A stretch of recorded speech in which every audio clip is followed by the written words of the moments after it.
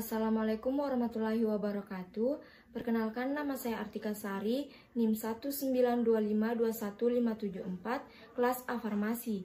Baik, di sini saya akan menjelaskan tentang penyakit kasus yaitu kanker paru, di mana penyelesaiannya dengan menggunakan metode SOAP.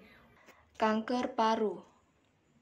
Topik bahasan yang pertama yaitu definisi kanker paru, yang kedua patofisiologi, yang ketiga klasifikasi, dan yang keempat kasus SOAP. Di mana definisi kanker paru? Kanker paru adalah keganasan yang berasal dari luar paru, metastasis tumor paru, maupun yang berasal dari paru sendiri, di mana kelainan dapat disebabkan oleh kumpulan perubahan genetika pada sel epitel saluran nafas, yang dapat mengakibatkan proliferasi sel yang tidak dapat dikendalikan. Kanker paru primer yaitu tumor ganas yang berasal dari epitel bronkus atau karsinoma bronkus. Patofisiologi kanker paru. Kanker paru dimulai oleh aktivitas onkogen dan inaktivasi gen supresor tumor. Onkogen merupakan gen yang membantu sel-sel tumbuh dan membelah serta diyakini sebagai penyebab seseorang untuk terkena kanker. Proto-onkogen berubah menjadi onkogen jika terpapar karsinogen yang spesifik, sedangkan inaktivasi gen supresor tumor disebabkan oleh rusaknya kromosom sehingga dapat menghilangkan keberagaman heterozigot. Zat karsinogen merupakan zat yang merusak jaringan tubuh yang apabila mengenai sel neuroendokrine menyebabkan pembentukan small cell lung cancer, dan apabila mengenai sel epitel menyebabkan pembentukan non-small cell lung cancer. Klasifikasi kanker paru. Yang pertama, kanker paru-paru non-sel kecil, NSCLC. NSCLC adalah jenis kanker paru yang lebih umum dan kurang agresif dibanding SCLC. NSCLC cenderung tumbuh dan menyebar lebih lambat. Jika ditemukan awal, operasi atau terapi radiasi, kemoterapi mungkin menawarkan kesempatan penyembuhan. Yang kedua yaitu kanker paru-paru sel kecil, SCLC. SCLC yang berkembang dengan cepat dan menyebar dengan cepat ke aliran darah dan bagian tubuh lainnya. Seringkali ini adalah penyakit lanjut saat didiagnosis. Biasanya diobati dengan kemoterapi dan bukan operasi. Yang dimana kasusnya, Tuan HM berusia 55 tahun memiliki keluhan utama sesak nafas sejak 6 bulan lalu dan memberat pada 1 minggu terakhir. Keluhan disertai dengan batuk berlendir berwarna putih kekuningan, nyeri dada yang menjalar sampai punggung belakang. Penurunan berat badan diakui penderita hingga kurang dari 20 kg. Penurunan nafsu makan disertai lemah badan. Pasien memiliki kebiasaan merokok selama 10 tahun dengan jumlah kurang dari 15 batang per hari dan meminum alkohol 3 kali dalam seminggu. Pasien didiagnosa kanker paru kanan, jenis adenokarsinoma setelah dilakukan CT snack torak. Pasien juga terkadang menggunakan O2 nasal kanul ketika sesak nafasnya kambuh. Terapi pengobatan yang dikonsumsi terdiri dari Ventolin inhaler, Ambroxol, dan paracetamol. Pemeriksaan fisik pasien yaitu tekanan darah 110/70 mm per hektogram, berat badan 45 kg, tinggi badan 160 cm, indeks massa tubuh 17,57 kg massa persegi dengan status gizi kurang. Pemeriksaan lab, kadar hemoglobin 6 gram per desiliter, hematokrit 28,4%, leukosit 21.800 per mm, trombosit 315.000 per mm, eritrosit 3,30 kali 10 pangkat 6. Analisis SOAP, yang dimana data subjektifnya yang pertama yaitu sesak nafas, batuk disertai lendir berwarna putih kekuningan, nyeri dada, penurunan berat badan, penurunan nafsu makan, perokok aktif, dan peminum alkohol. Dan data objektifnya yaitu tanda-tanda vitalnya. Tekanan darah 110/70 mm per hektogram, berat badan 45 kg, tinggi badan 160 cm, indeks massa tubuh 17,57 kg per massa persegi dengan status gizi kurang. Di mana pemeriksaan labnya yaitu kadar hemoglobin 6 gram per desiliter, normalnya 13-16 gram per desiliter. Hematokrit 28,4%, normalnya 45-55%.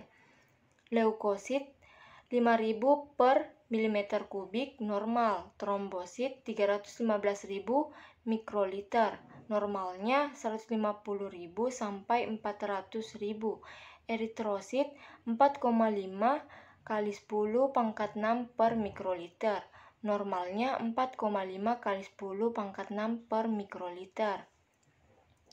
Na-nya 136 mili ekuivalen per liter, normalnya 135 sampai 145 mili ekuivalen per liter. K 4 mili ekuivalen per liter, normalnya 3,5 sampai 5,10 mili ekuivalen per liter.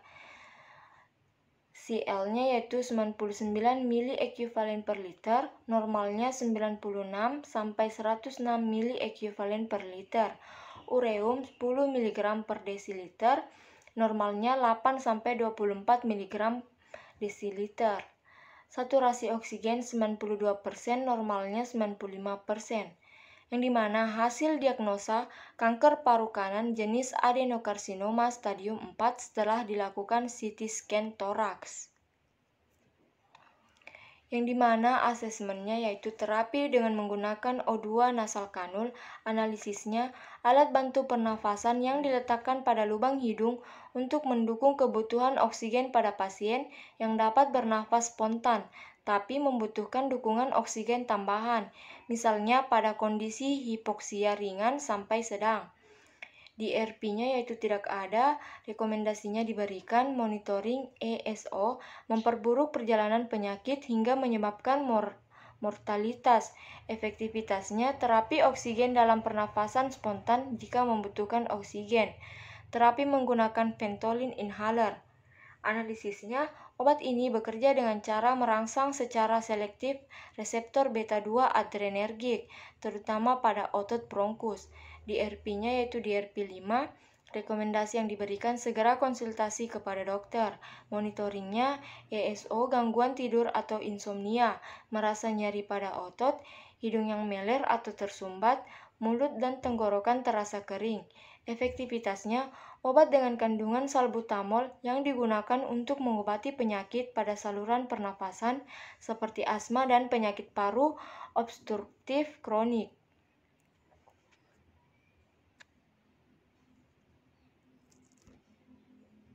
Terapi menggunakan ambroxol yang dimana analisisnya pengencer dahak yang bekerja memecah serat asam mukopolisakarida sehingga dahak menjadi lebih encer dan mudah dikeluarkan saat batuk. DRP-nya tidak ada, rekomendasi yang diberikan. Monitoringnya ESO mual atau muntah, diare, sakit perut atau sakit mah, mulut atau tenggorokan kering. Efektivitasnya mukolitik atau pengencer dahak. Terapi dengan parasetamol, analisisnya golongan obat berfungsi sebagai anti demam sekaligus anti nyeri. DRP-nya yaitu DRP1. Rekomendasinya segera konsultasikan kepada dokter. Monitoring ESO, tukak lambung, sakit perut, mual, kehilangan nafsu makan, gastritis. Efektivitasnya dalam mengatasi nyeri.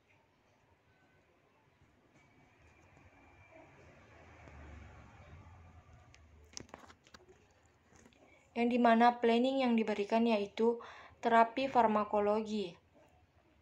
Terapi farmakologi diberikan O2 nasal kanul 2-4 liter per menit untuk mengurangi sesak nafas dan nyeri dada dengan saturasi oksigen pasien 92%. Diberikan N-asetilsistein 200 mg per oral tiap 8 jam untuk keluhan batuk disertai lendir berwarna putih kekuningan. Indikasi N-asetilsistein yaitu sebagai terapi mukolitik pada penyakit paru. Dilakukan tes kultur dahak untuk mendeteksi adanya bakteri penyebab infeksi. Jika positif terhadap bakteri, maka diberikan antibiotik. Dilakukan transfusi darah patch kit red cell 180 ml sampai hemoglobin lebih dari 10 gram per desiliter. Kemudian dilakukan monitoring. Jika kadar hemoglobin dalam hematokrit sudah normal, maka dapat diberikan terapi anti kanker. Pada pasien terdiagnosis kanker paru kanal jenis adenokarsinoma stadium 4 sehingga diberikan obat anti kanker lini yaitu cisplatin etoposide dengan dosis cisplatin 100 mg per massa persegi per hari dan etoposide 100 mg per massa persegi intravena hari pertama, kedua, dan ketiga. Terapi non-farmakologi mengkonsumsi sayuran hijau seperti bayam dan brokoli serta buah-buahan seperti jeruk, pepaya, pisang, dan alpukat untuk menjaga kadar hemoglobin, menghindari polusi. Perbanyak konsumsi air putih, hindari kebiasaan menahan buang air kecil, perbaiki postur Anda ketika duduk, berdiri, dan membungkuk. Hindari gerakan tiba-tiba dan lakukan kompres hangat pada area yang sakit. Baik, mungkin itulah tadi penjelasan saya tentang kasus penyakit kanker paru. Kurang dan lebihnya mohon dimaafkan. Semoga bermanfaat bagi kita semua. Wabillahi taufiq wal hidayah. Wassalamualaikum warahmatullahi wabarakatuh.